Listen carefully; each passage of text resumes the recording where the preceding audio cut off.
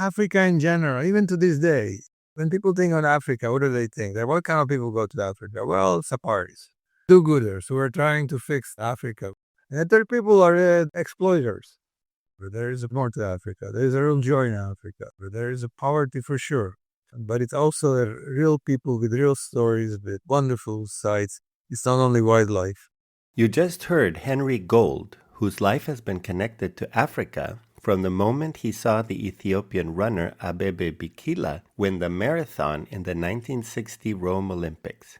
In 1984, Gold co-founded the Canadian Physicians for Aid and Relief, or CPAR, a nonprofit organization working to build healthy communities in Africa.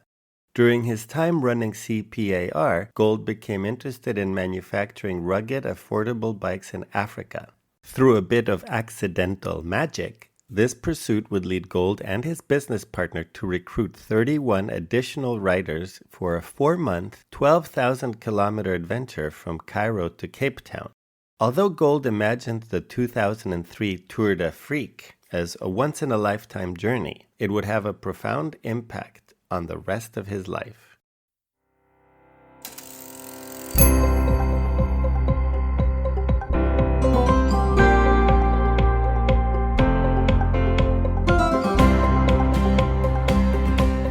You're listening to The Accidental Bicycle Tourist. In this podcast, you'll meet people from all walks of life and learn about their most memorable bike touring experiences. This is your host, Gabriel Aldaz. Hello, cycle touring enthusiasts. Welcome to another installment of the Accidental Bicycle Tours podcast. In the previous episode, The Accidental Origins of Bicycle Touring, we met author David Houghton, whose new book, 33 Cyclists, features today's guest, Henry Gold. As you heard last time, the voting is open for your favorite episodes of the previous season. For those of you who have already voted, thank you very much. For the rest of you, please take a minute to vote and share your general feedback. It would really help me to improve the podcast by getting ideas for topics and finding new guests. There's a link to the form on the Accidental Bicycle Tours website, on the Instagram bio, and in the show notes. Now, without further ado, here comes a fascinating conversation with Henry Gold, where we delve into some of the many twists and turns that his life has taken, from Czechoslovakia to Israel, Canada, and many countries around the globe. Let me start by saying, Henry Gold, thank you so much for being a guest on the Accidental Bicycle Tours podcast. It's a pleasure to be here.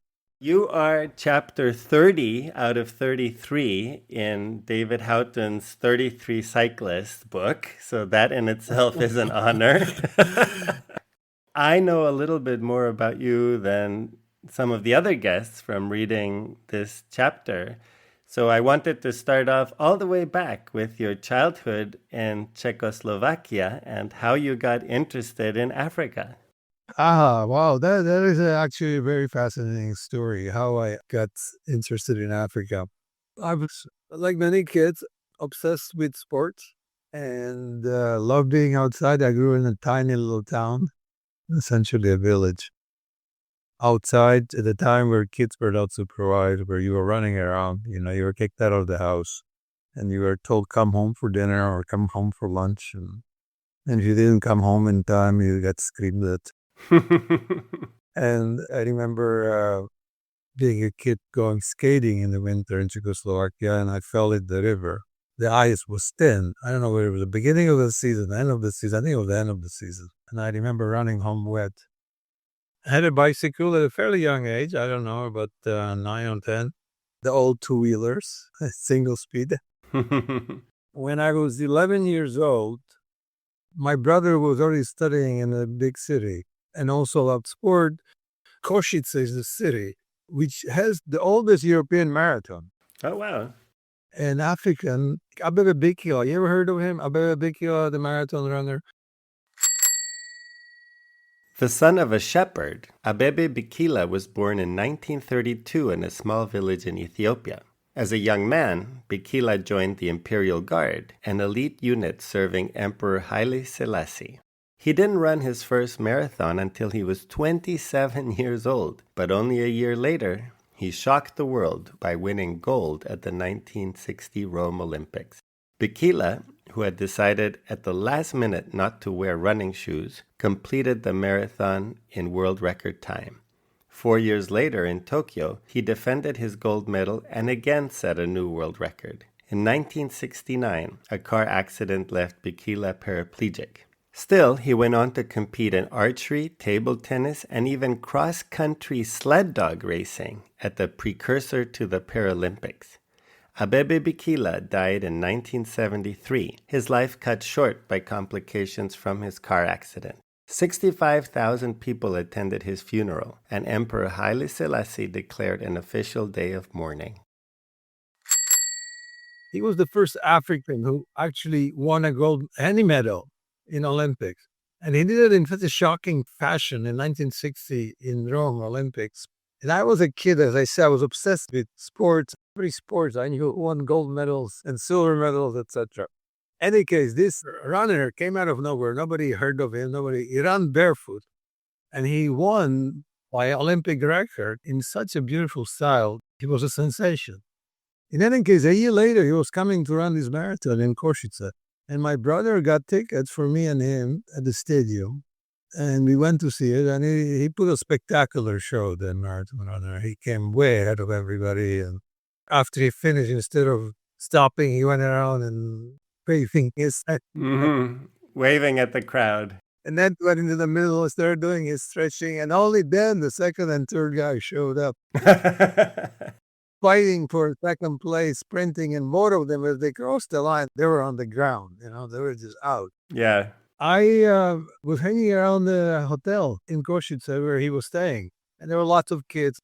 Bottom line is, I started walking around in the back of the hotel, and lo and behold, who walks out of the back door? Abebe Bikila, the Olympic runner. And there was a journalist there also, and he pushed me towards him and he says, "Go get an autograph. We'll get an autograph." And that kind of stayed with me, Africa, and that kind of a fascination with Africa. By the way, that meeting, lo and behold, believe it or not, years later, helped me in Ethiopia getting permits when I was stuck and didn't know what to do. Really?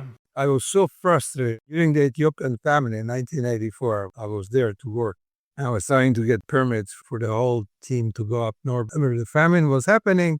And there was day after day sitting in a hotel and delay. And I came in to see the guy in charge, the deputy minister. And I said, this is terrible. I can't deal with this. The whole team is wasting money in hotel. I'm just going to go home. You guys don't need help. And he said, well, there's nothing I can do. This is just the way it is. Completely dejected. I said to him, I've been fascinated with Ethiopia ever since I met Abebe Bikila. And when he heard that, he said, "What? You met Abebe Bikila?" And you said, "Look, I have his autograph right here." My autograph, exactly. Abebe Bikila was dead by then. It's a tragic story too. But he won 2 gold medals. The second one was in Tokyo. He was the national hero of Ethiopia. And when I said this, he wanted to hear the story. And after I finished the story, he picked up the phone and he started yelling. And half an hour later, I had the permit. So there was something that he could do after all. And then, every time I had a problem in Ethiopia with getting any documentation, any bureaucracy, all I had to say, when I met Abebe Bikila, like I touched God. Oh, wow. That's my fascination with Africa. That's how it started. Okay, we want to know the next step, because at this point you're still a child in Czechoslovakia. Sure, you were fascinated with Africa, but then what happened? Well, at the age of 13, my family emigrated, first to Israel and then later on to Canada. I ended up being in a boarding school in Israel, which was fascinating to me because the boarding school had kids from almost every corner of the world. There were Jews from Cochin, India, black Jews I've never heard before. I didn't even know there's such people existed. It was fascinating to be in a milieu like that, where you really are dealing at the age of 13, 14, 15 with cultural differences that are striking. You pick up things by osmosis, but more than anything else, you get interested. It's part of you now. As a 14-year-old, you get a crush on a stunning, beautiful tall Indian, you're only, this kind of thing has an impact for you for the rest of your life. 3 years later, we emigrated to Canada. I had an uncle here who sponsored us. I went to school, got a degree in engineering, went to work as an engineer for several years.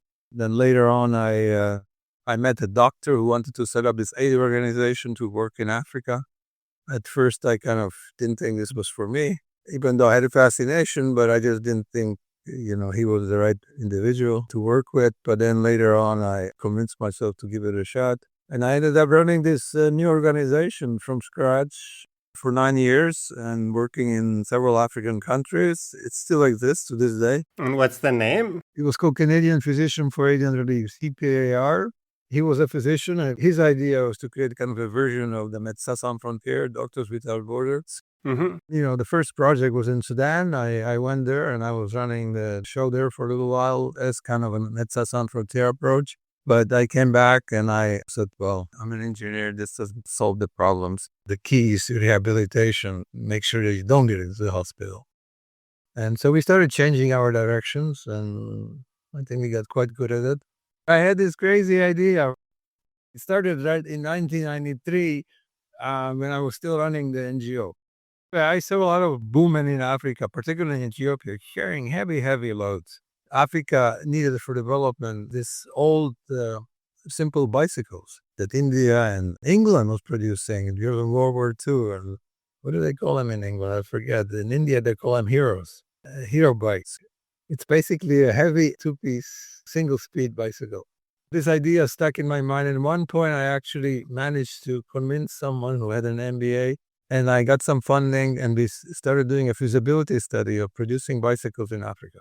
And it got to the point where feasibility study was positive. We even found an investor in Kenya, and we were going to move ahead. Just then my partner I said, well, okay, and how are we going to market this thing? And I said, well, I don't know, we're going to have to do something really crazy, like running a bicycle race on these bicycles from Cairo to Cape Town. On those bicycles, on those heavy single-speed bicycles. On those single bicycles. That was the concept. We were going to do a race. Oh, wow. Wow. And I said, I'm going to be so crazy that everybody will talk about this. How do you get media interested in you if you have no money? You got to do something crazy. So the idea was we're just going to lower the prices. And then a board member of the organization I was running said, you're crazy about bicycles. You got this bicycle thing going. I wasn't crazy about bicycles. I thought bicycles were wonderful too. He said, I have someone who just came back from Africa who wants to meet you. I said, sure, let's meet. Why not? I was interested in meeting people. So we met. He was in a bicycle. He's a Dutch Canadian. Michael Dion was his name. Unlike me, he was really seriously into cycling and winter cycling and racing and, very athletic guy. I love athleticism, but I'm not an athlete. But he was, built like an athlete. And we started talking during his lunch. And he just came back from Kenya and loved Africa. And when I told him my concept, he said, forget about setting up a business. Just forget about it. He said, the Chinese will eat you up. He said, you can't compete with them. You're going to lower the prices for a year, 2, 3. You're going to force the market down because there were Indian and Chinese bicycles in Africa, but they were extremely expensive. Everybody was profiteering from them. Like a bicycle that cost, let's say, $35 in India would be costing $200 in Nairobi. It's out of the reach for the farmer. As long as they can run you dry, they will. Eventually, you can't compete with China. There's no way you're going to compete. But, this idea of doing a race across Africa, I love it, he said. I love it. He loved the concept so much that 2 or 3 weeks later, he called me up and he said, let's have a coffee. And he had a kind of a brochure that he prepared that he was ready to go. Anyway, we started thinking about it seriously. And then there was a terrible terrorism attack in Egypt. But 45 Germans got killed there, tourists. It was a terrible, terrible massacre of tourists. We looked at ourselves after that and said, well, nobody's going to go to Cairo next year for the next 2-3 years. That was it. Of course, the company never took off because my partner, who was very keen, got an offer from an accounting firm, good money. And, he was one of these people who was obsessed with biographies of very successful people. And he kept reading and reading and reading. He wanted to be an entrepreneur until he realized entrepreneurs may not eat for a while. But you're going to work 24 hours a day. So he got cold feet. In the meantime, I was still running the organization. I was also doing some documentary films in Africa. I was busy. So I put this completely aside and I let it go. And so I ran this for 9 years and then I resigned. It was by then a multi-million-dollar operation. I resigned. I was burned out. I was tired of I kind of lost the joy of the work. Once you set up a bureaucracy and start dealing with, particularly fundraising, you got to raise a lot of money. The bigger you get, the more money you have to raise. And the problem was that the more money you raise, then the donors start telling you what to do, how to do, and the reports they want. I wasn't made for that. I'm an action person. I want to be in the field. I want to do stuff. When you do things by your own, you have nobody telling you anything. Essentially, you do it. But once you become a success, then everybody's telling you how you should be doing things. Yeah, that's the curse of success. I left, but I had no idea. I didn't want to go back to engineering. I had no idea what to do. I went back to Israel just for a short period, I thought. But I stayed 9 years. I got involved there with peace issues and environmental issues and non-for-profit organization. And again, something that I thought I wasn't going to do, I ended up doing 9 years, banging my head against the wall trying to solve Middle East problems. Yeah, okay. And then I came back in late 2000. The World Bank had an idea of how to help the poor of the poorest around the world. And they called it the Marketplace of Ideas, where the guy in charge said, everywhere I go, I keep being told that, we sit in an ivory towers, we don't know what we're doing. And you guys on the ground, you guys know what would help. So he set up the whole concept where he said, I'm going to be financing projects that you guys come up with.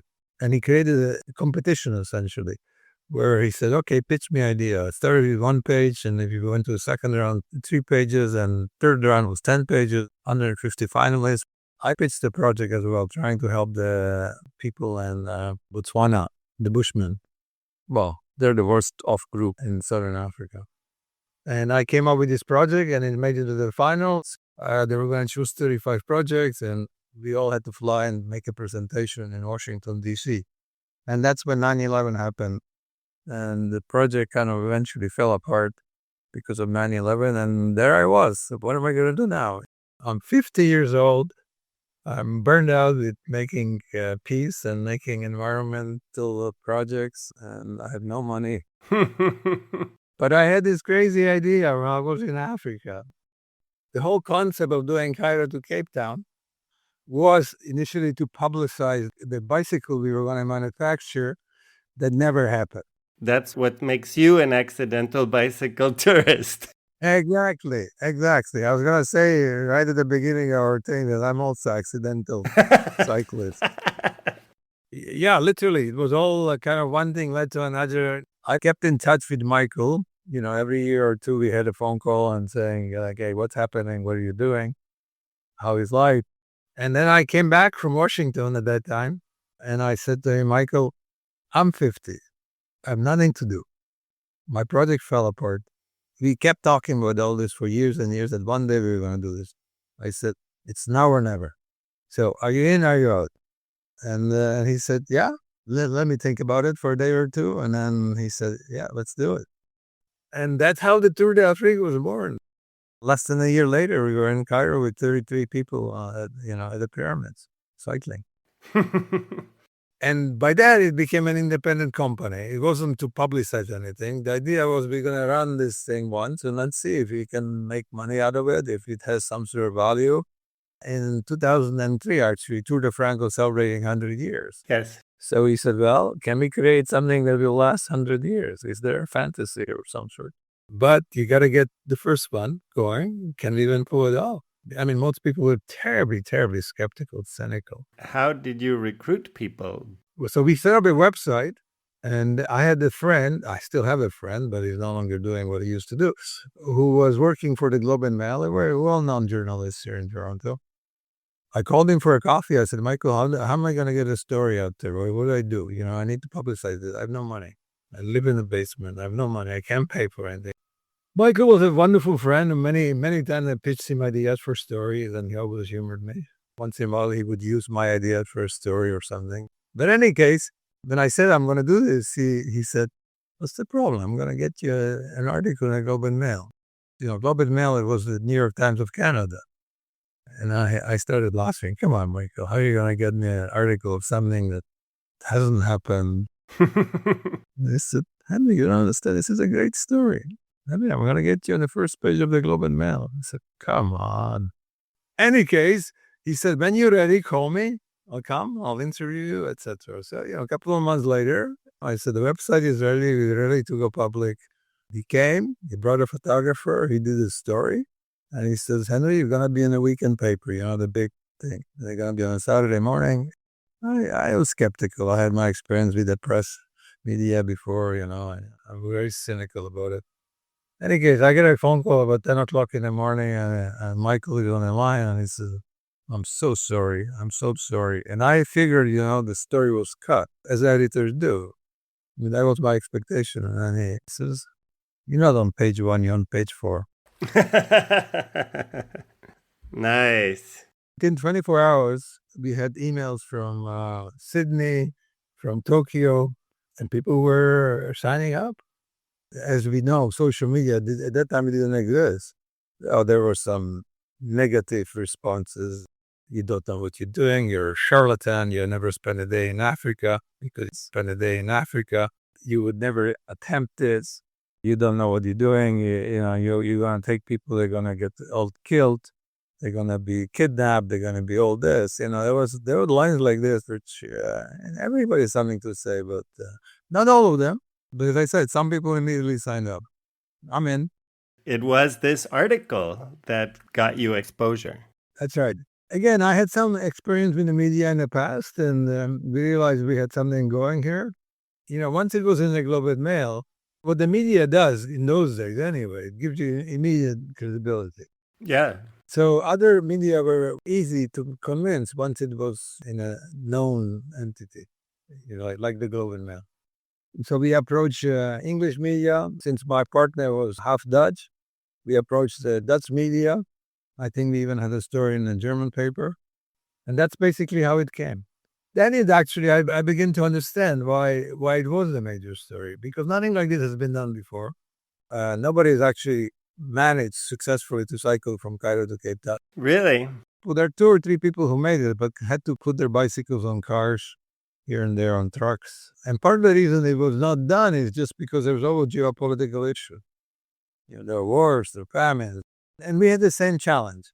We had exactly the same challenge because there were areas. Egypt, for example, you could only travel in Egypt in convoys. Sudan, you need a special permit. Ethiopia, you need a special permit. Kenya, you can only travel in the northern part in convoy. So the question, how are we going to do this? Because you don't want to cycle in convoys. And that was a major challenge. And that's why I think most people were skeptical who knew this, that you're not going to get permits for this. These are security, vulnerable places. What I had going for me is I knew most of these places. I knew the issue of security well, and I also had some good contacts in the right places. And when we decided to do this, I thought, you know what? With a little luck, we can pull it off. You're always calling it a race and not a ride. Right. Why did you say that it was a race? What were you racing against? So this is basically what the partnership was. Michael was interested in creating a race. And so we kind of decided we're going to do a boat. We're going to create a race for people who want to race, an amateur race. And then we're going to have other people who are not interested in racing. They're just going to be, each stage is going to be a stage of so many kilometers. If you don't want to race like me, you're going to take your time and come in whenever you want. So the idea was that we're not cycling as a group. 2, 3 or 4 or 5 people racing or 10 people racing, they can go as a group and they can do whatever they want. But the rest of us would split and overtake each other and stop for coffees and stop talking to locals and, fix our bikes and stuff like that. And that's the concept we kept up to this day, except the race we eventually eliminated because it was creating all kinds of problems and issues. I approached Guinness, whether they would be interested in creating a world record for the fastest human-powered crossing of Africa, which they did.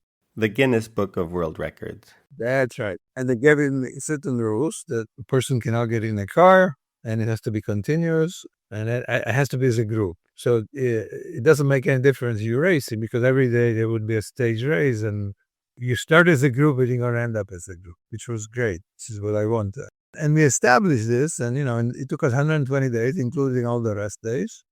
And of course, it became a thing to do to break records for years and years. And even now, I still get an email, every year or two, somebody who helped me with this, helped me with that, because I'm going to go and break the record. I think the record is now 38 days from Cairo. 38 days.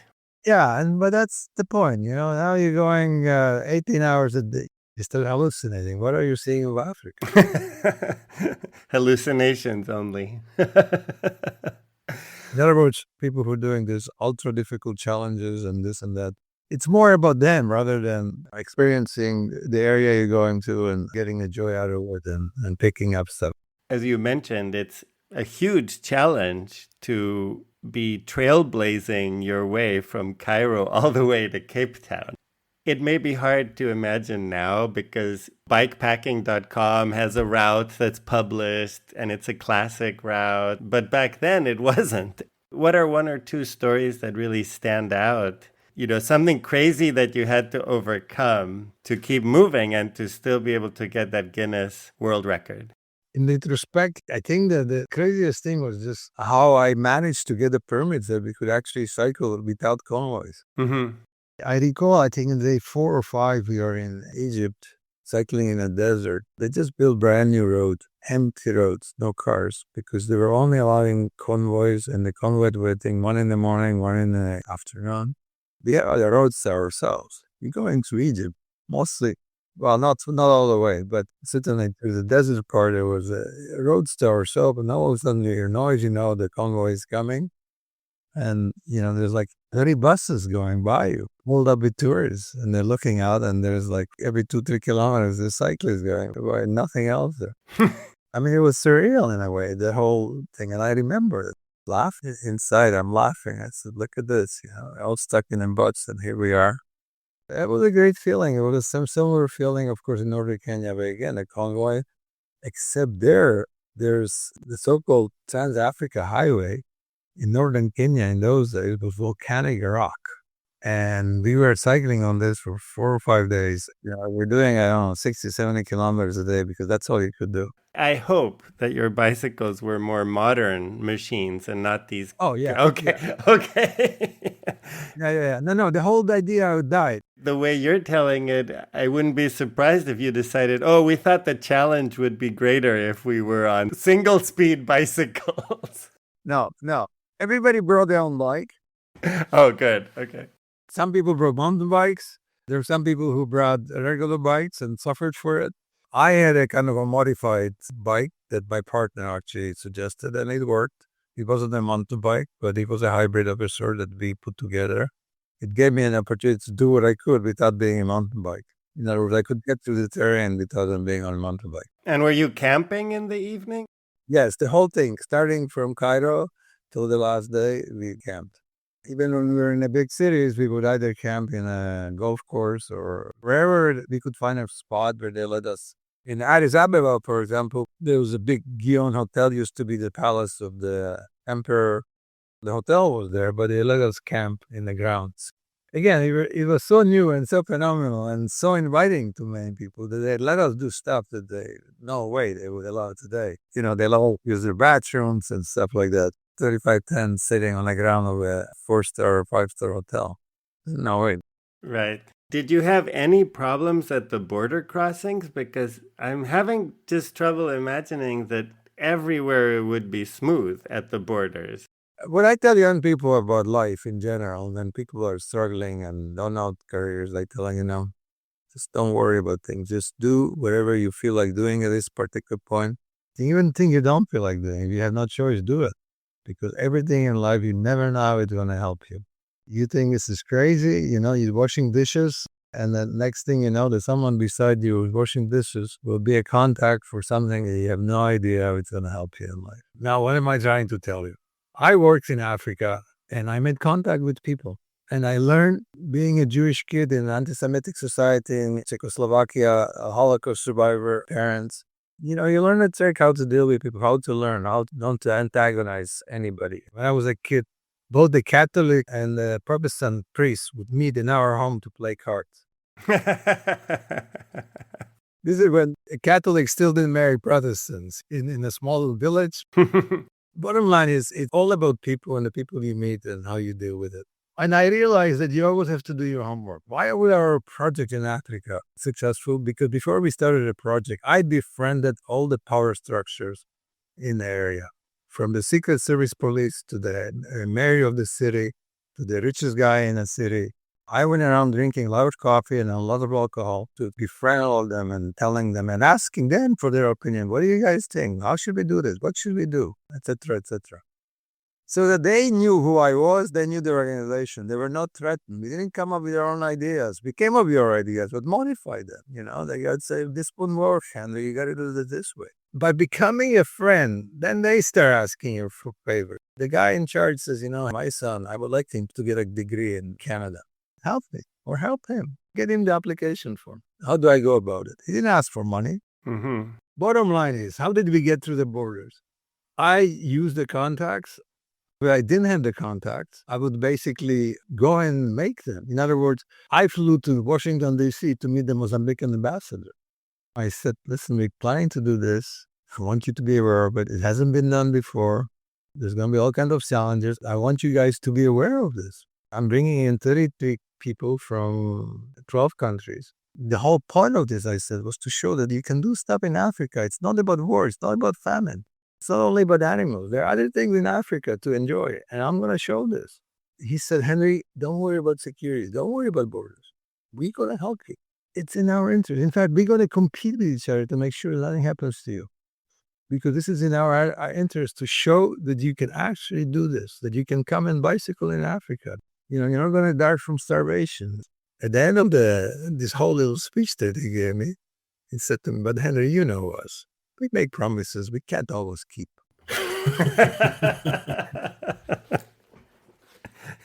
Oh, no, it sounded so good. And, it's that human touch that makes a difference in, getting things done. And you're absolutely right. We hired transport, the trucks that we hired, the company that was doing these overland tours.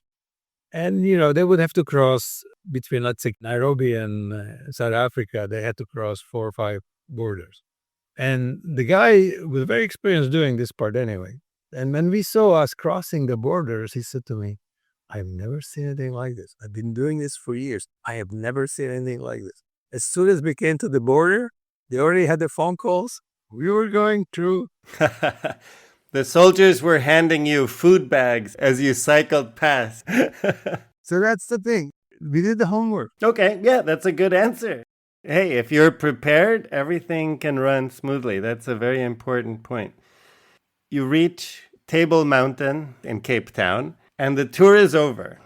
And so I guess this really brings about the question, what now? As I said, we sort of had a fantasy that we could do this again. What happened was actually a few days before that. There was a group of us, 4 or 5 of us, who we call ourselves the backpack. We were never in a hurry. We were always looking for adventure. And we would always come in just before dinner time to camp. So about 3 or 4 days to go, 4 or 5 days to go, one of them pulls beside me on a bicycle on a dirt road. And I said, okay, Henry, we done it. It's just about done. Unless something tragic happens now. We're in South Africa. This is a fairly developed country now. So what are we going to do next? And I don't know. I just kind of spontaneously said, well, next is the Silk Route. Oh. The essence of the company was established right there as compared to what my partner, who kind of thought we're going to make this a race and we're going to be competing with Tour de France, etc., etc. The reason I even said that, me and my partner were 2 completely different personalities. Where I was very much how you have to keep friendly with everybody. He was exactly opposite. He antagonized people. He just knew how to antagonize. The riders wouldn't talk to him. Oh. He would just have all sorts of issues. And I said to myself, this is not going to last. I'm not going to be running around apologizing for him all the time. Right. You can't have a partnership where one guy just thinks it blasting through and then expecting someone else is going to apologize for him. This Tour de Freak set a precedent for cross-continental supported tours, just like that. Exactly. Africa in general, even to this day, when people think on Africa, what do they think? What kind of people go to Africa? Well, safaris. Safari is one thing.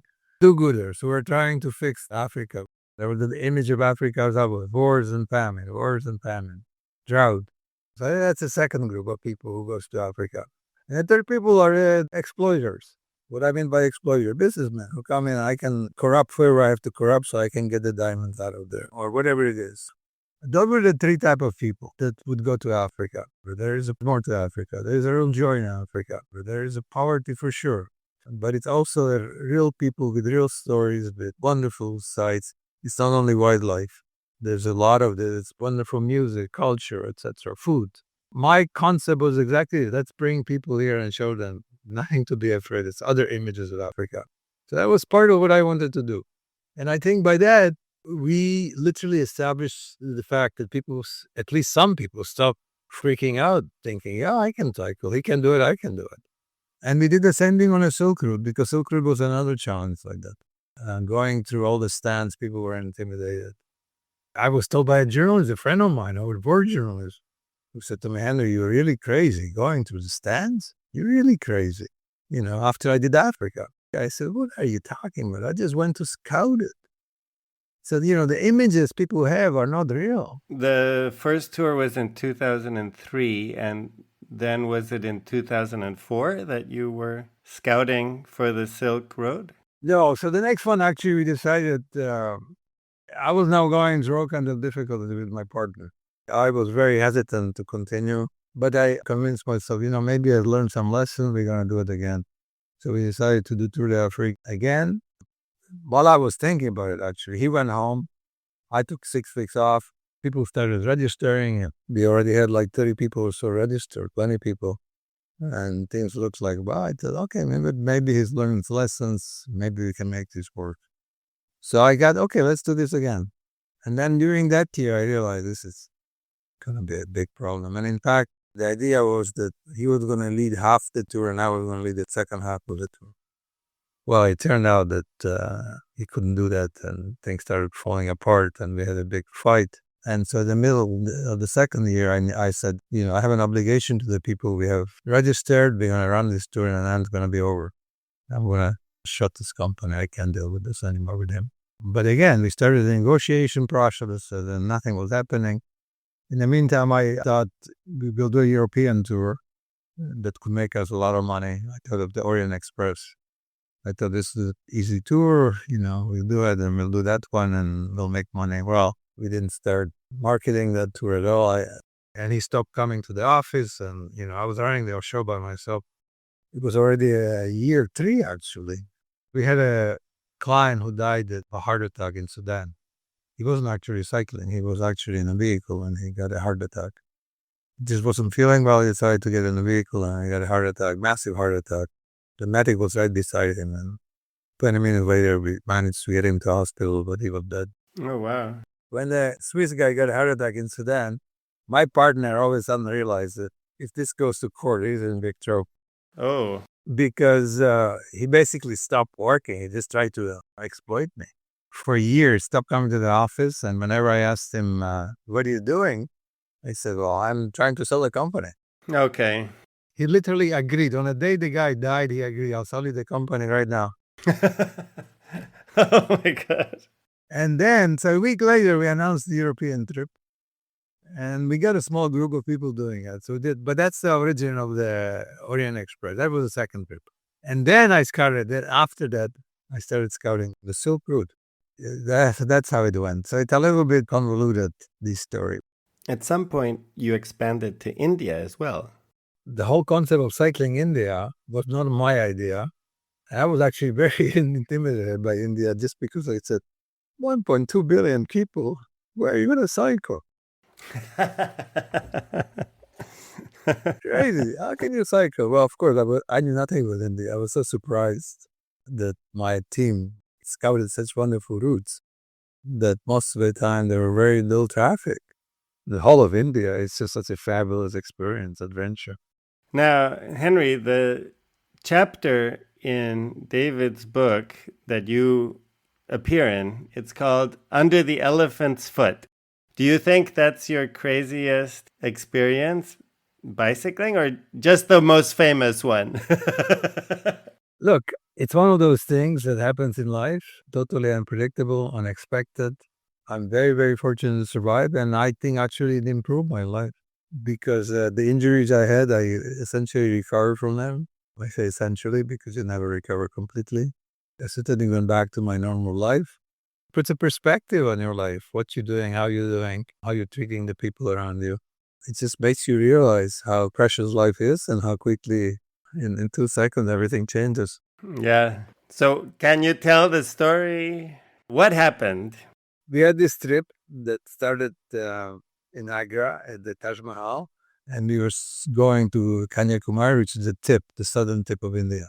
And it was scouted, and this was the first time we were doing it. Now, every time we have a new trip, I like to go just so that I get a sense of what we created. Is it working? If there's unexpected problems, I'm there. And so on. So I was on this trip. We were already in the last 2 weeks, I think, of the trip. We were staying in a lovely, lovely lodge in a forested area, in a forest, very close to a town. I don't know how big, several thousand people. And the forest was essentially between two national parks. So the day before, we just went to a national park where we saw elephants.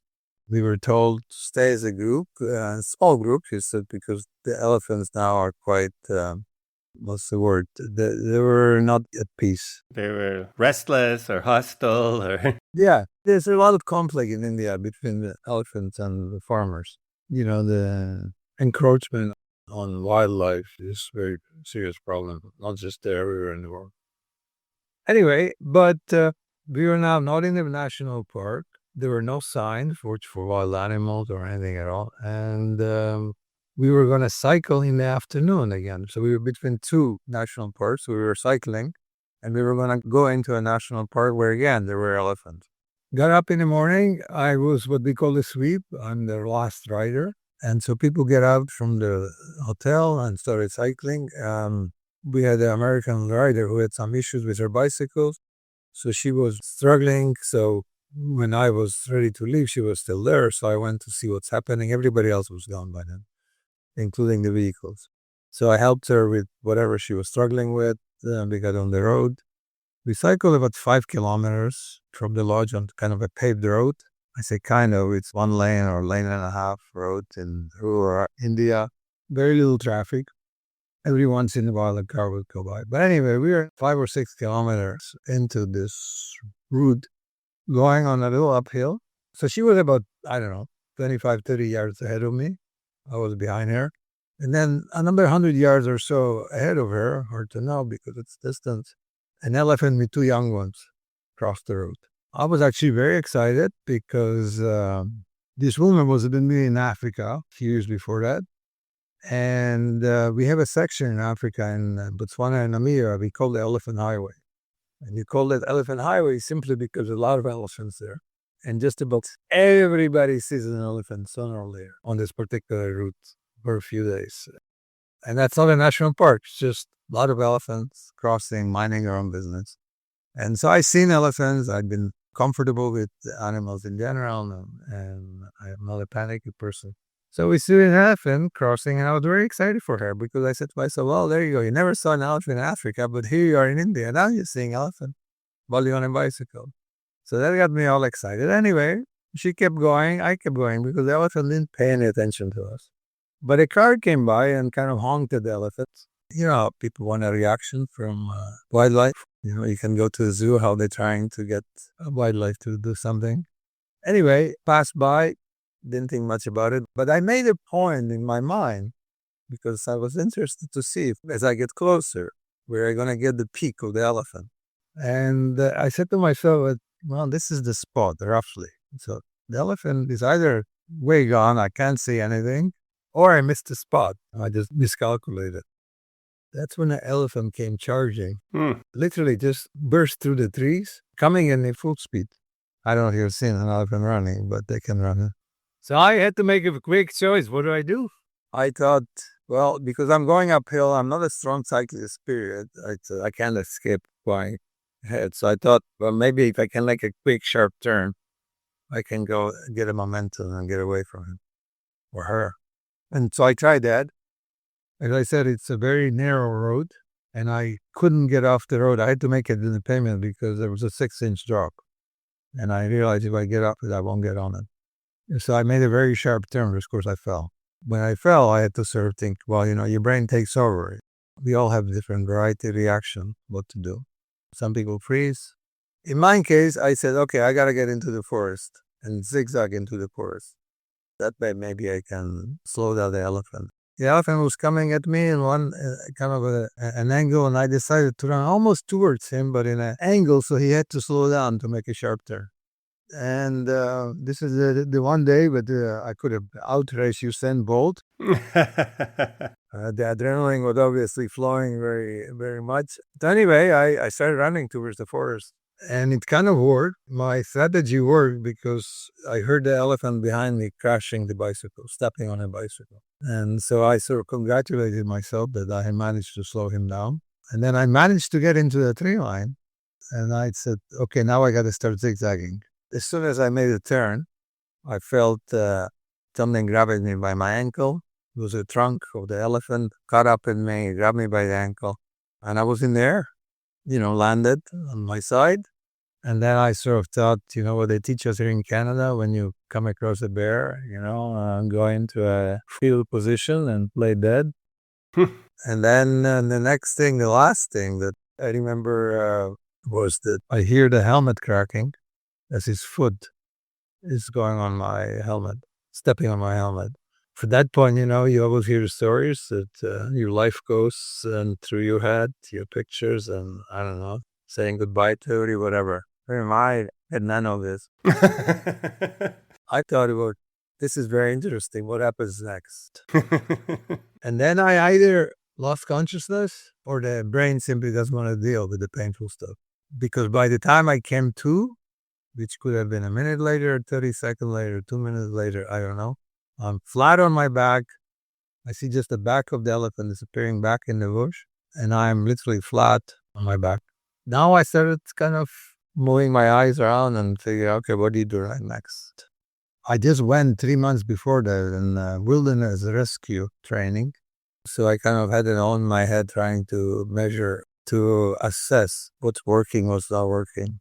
So I started going through the same process by myself, trying to figure out how badly I'm hurt. I had an impression that my back was broken. I also figured if that's the case, then, I could be paralyzed. So I slowly started moving my toes. That worked. I was very happy. I moved my other toes. That worked. I lifted my knee. That worked. I lifted the other knee. I said, oh, maybe I'm not so badly hurt. Oh, gosh. Crazy. Anyway, then I panicked because I knew that if I moved my head, if my neck was broken, I'm paralyzed. So I lay there again, trying to assess what to do. But then I panicked and I convinced myself they'll never find me here. So I have no choice. I have to move my head. Whatever it is, the consequences, I have no choice. So I moved my head. And of course, it wasn't broken. So I didn't feel any pain. I said, let's see if I can pull myself into a sitting position. And that's when I realized that nothing was moving here. My arm was open fracture. My shoulder was broken. My wrist was broken. So your whole left side was crushed? Well, it was several. I had I had a fracture here from the helmet. Oh, in your eye socket? Yeah. So I could hardly see at that point. On this side, on this side, I have problems in general. So my eyesight was quite limited. I had ribs fractured. I have lower back fractures. I wasn't wrong about the back. It wasn't, but it was just fractured. And that's about it. And then I yelled for help, and she heard me. So she came. After I yelled several times, I heard her just behind the trees. But her voice broke. She must have known or heard something anyway. So I basically said her name was Stephanie. Stephanie, I need help. Stay calm, because if you don't stay calm, you're not help to me. And I need help very badly. She responded, so I'm okay. So I said, in my bag, there's a phone. call an ambulance right away. Don't even come here, just call an ambulance. And she didn't call the ambulance, she called the tour leader, one of my staff guys, who was a few kilometers ahead of us. I said, we were behind, me and her. And she just called him and she said, Henry needed an ambulance. So he hijacked the car. He jumped in an Indian car there and he said, drive. Within minutes he was there and they took me to the hospital and patched me up. I needed a couple of surgeries. But I had more or less full recovery. You'll never forget those moments, coming out of the hospital. I wrote a blog about it, how the colors and everything seemed so much nicer. Mm-hmm. For a long time, for a year too, you just have a different perception of the world. Yeah. You just look around like you were a child with open eyes. You don't get excited about something. You don't care if your coffee is not delivered for 5 minutes. The irritation of the day-to-day life, you just kind of smile. I'm alive. Look how wonderful. My coffee is late. Okay. All right. No problem. Of course, this doesn't last forever. You have to periodically remind yourself. Like, I'm very fortunate because I had a full recovery. If I become a quadriplegic, it would have been a different issue. The fact that I had a full recovery made my life significantly different, better. I became more generous, and with time and with people. But it just also, when you have a major problem, is what? Like right now, for example, we had a big problem in Himalaya. We had to stop a tour in the Himalaya because of the rains, and I think they didn't have rains like this for 100 years, ever since they started recording. And so mudslides and rock slides, and people got killed. Not my group, but how do you deal with it? Financial losses, huge losses for everybody. Appreciate the fact that nobody got hurt. You get away with it. Shrug your shoulders. Say, that's it. Keep going. Keep going. You are. In a few days' time, you're heading to Japan to do the island hopping tour. Brand new tour. So, we had a Japan tour that was canceled 3 times because of COVID. And then we finally did it. Again, first time for me in Japan. Discovered what it is like to be in Japan. And I loved it. I enjoyed it tremendously. And I came back. I said to my operation manager, we got to get another tour in Japan, a different tour, because I just had such a great time. We have to do another tour. Well, what a unique position to be in, that you get to go on all of these trips as the co-founder. The company is so big now, there must be many tours that you don't participate in, right? You can't do all of them. No, I don't. Now, as we speak, we have 3 tours running. I'm not on them. Right. And those tours, many of them have, new routes and new places that you go to. But even if you go to the same place, 5 years later, it's different. Yeah. People ask me, what's your favorite? I said, you know what? I don't really care. As long as I'm outside, as long as I can discover something that I haven't seen, I haven't experienced, gives me the satisfaction. Any country, anywhere. And it's this. I go here in Toronto. Whenever I give myself a goal to go somewhere, I try to go a different route. And when I do that, you always comic or something. This is, I had no idea. Look at the beautiful building. Look at the beautiful little park here. Look at the coffee shop. One of the beauty for me cycling in Toronto is exactly that. You always discover streets you haven't been on and something unexpected. And if you're not afraid to get lost, which is, I always say, you're not lost, you just don't know where you are. Really, that Tour de Freak laid the foundation for what the company has become to this day, which is running all these tours on every continent, basically, now. Yeah, so that kind of started one by one. We would start thinking, adding one. And then I came up with this idea, and that's why we started going on every continent. I started thinking about, what do they call it? The 7 peaks on 7 continents. Right, 7 summits. Mm-hmm. The mountain climbers, they have a challenge for themselves. And I kind of liked that idea. I also thought it would be a very interesting way of marketing the company.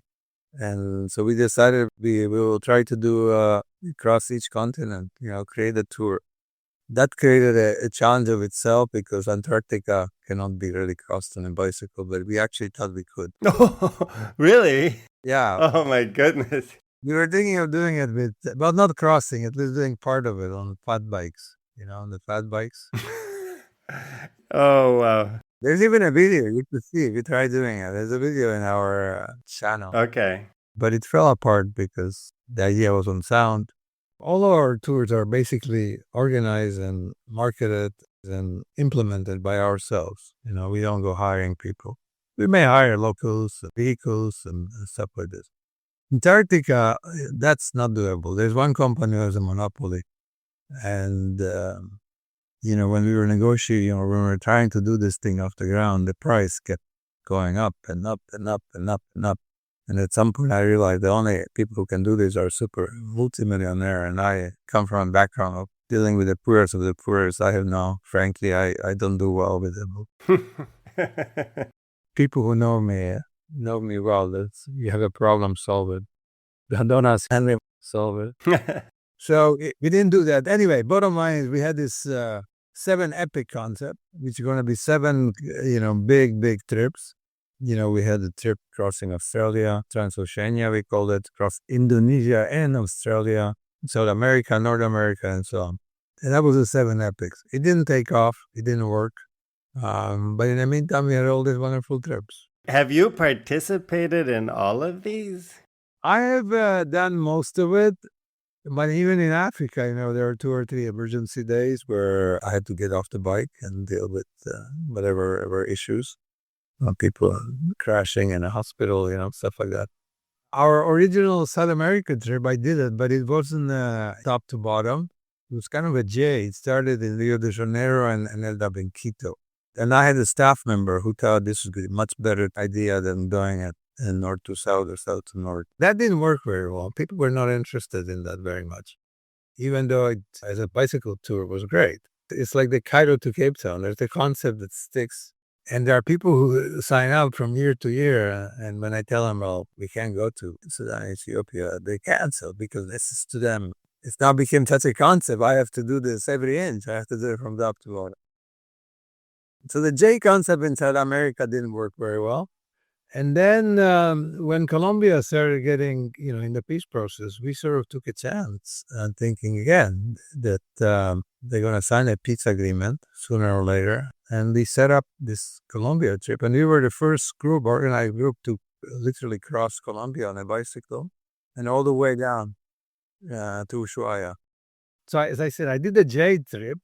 Then the Cartagena to Ushuaia, I did part of it, but not much of it. I was going to do more of it, but the client came who destroyed his bicycle, so I gave him my bicycle. But it was fine because I was, at that point, I already done my J, and I wasn't going to do the whole thing anyway. So I didn't do that. And in the meantime, we keep, like the Silk Route, for example, again, it's not doable right now because we were having trouble in China, in western part of China. So we decided to go to Mongolia and Russia. And that worked out very, very nicely. People actually love being in Mongolia more than being in China. And then Putin started the war. So, now we can't do that. We can't cross. So we have to now start truncating it. You have to fly over countries now. Right. In fact, maybe the whole concept of crossing continents continuously is over because of geopolitical issues. When I first set up this Cairo to Cape Town, one of my colleagues from former days, who was actually born in Ethiopia, but a Canadian, when I actually finished this thing, she sent me an email and it says, Henry, congratulations. Whoever thought there'd be peace, that you could actually cross all of Africa. And when I did it a second time, she wrote me an email again, who thought you could actually do this in 2 years in a row? It may not be doable again for a long, long time. Sudan, I can't see how it's going to get fixed in the next 5 years. I can't see it. Ethiopia is always on the brink. Now you can have a war between Egypt and Ethiopia over the dam. I was reading yesterday about the security issues back in Colombia, kidnapping going on. It's becoming again more and more dangerous. Since your company expanded in scope, you decided to change the name from Tour de Freak to TDA Global Cycling. And that was just to reflect the fact that you'd gone global. Not only that, it was creating a problem for us. And we knew that it was creating a problem, but it hit the point where we had 2 vehicles that we were shipping back from the Silk Route back to Canada. They were a registered vehicle in Canada. We were shipping them back from Rotterdam. When they came to Montreal port to unload them, we got an email from them that these vehicles have to be cleaned because they're coming from Africa. and then it's special cleaning. Again, talk about perceptions, right? Well, so we got in touch with him and said, it's not coming from Africa. It's the name of the company, it's 043. These cars are coming from Rotterdam.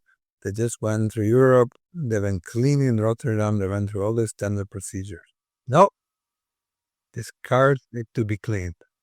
What's the cleaning bill? Some crazy number. Let's say $8,000. Well, $8,000 after you just paid. I argue with him. I tried it. No, you have a choice. He said, you can send the cars back or you can pay us $8,000. Wow. And this wasn't the first incident when we realized that people kept, again, the kind of a perception, racism, think whatever you want to call it. When you have an African name to it, people start looking at it. So we started searching for names. I wanted to keep the link to Tour d'Afrique in some fashion. So that's why we kept TDA. You have lots and lots of stories. A very full life, for sure. My point is the same thing. With bicycle touring, my main thing. I used to say that, what's the name of the company? It's getting old. Nike stole my motto, which was just do it. You came up with it first. Yes, within my own mind. Bottom line is, I think whatever you're thinking of, the cliche, and ask, what do you regret of doing in life? And people would say, well, I regret things I haven't done rather than things I have done. There's plenty of things that, I regret that I should have done, I could have done, etc. Nothing too serious, of course, because I followed my own instinct for most of my life. And how old are you now, Henry? I'm 73. Fortunately, again, I'm in good health. I have good habits, I guess. I always had them. I always like fruits and vegetables as compared to other kids. They couldn't buy me with sweets. I'm doing well, thank God. I had a wonderful mother, spent 3 years in Auschwitz, and you would think that she would have been terribly traumatized the way she handled her kids. In fact, she was the original one. Let's do it. I'll tell you a story. This is a wonderful story because it goes back to Tour d'Afrique. So when we announced that we're going to do this, I have a friend who said to me, Henry, this time you really lost it. You've done some crazy thing in life, but this one is really over the top. My mom would be told by her friends asking, where's your son? Where's your other son? Where's your daughter? And I don't know. They're all over the place. One is there, one is there. When did you hear from them? This before internet. I haven't got a letter in 3 weeks, 4 weeks, nothing. And then they would say, well, aren't you worried? And my mother's answer was, and that will help me? And I tell people who get worried all the time, and that's helping you, making you feel better. It's a useless thing. And I live that way. I don't worry. Because my mother would say, and she responded, she said, bad news will find me anywhere. Right. Worrying about it won't help me. So I think this is my motto in life in general. Don't worry, be happy. Yeah, sure. When I told my mom, I'm doing this thing. I'm going to Africa. I'm taking 33 cyclists. We're going to cycle across Africa. My mom's reaction was, I'll see you in Nairobi. Halfway through. She was 77 years old at that time. She was born in 1925. 77 years old. She wasn't a cynic. She was a skeptic. She said, I'll see you in Nairobi. Guess what? We are cycling into Nairobi, coming into the campsite. At the gate, my mother. Wow. Amazing. So I was very fortunate. Her attitude to life was amazing. I think many of the stuff that I do, it's simply because my father was exactly opposite, but her spirit always won.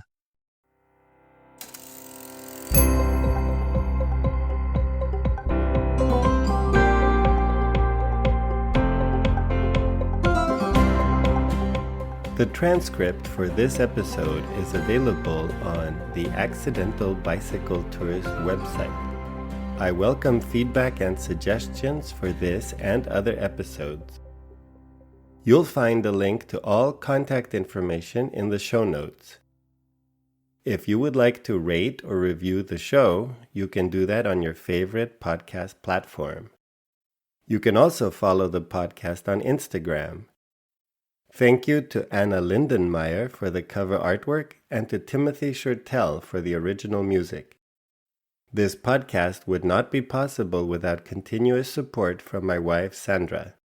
And thank you so much for listening. I hope the episode will inspire you to get out and see where the road leads you.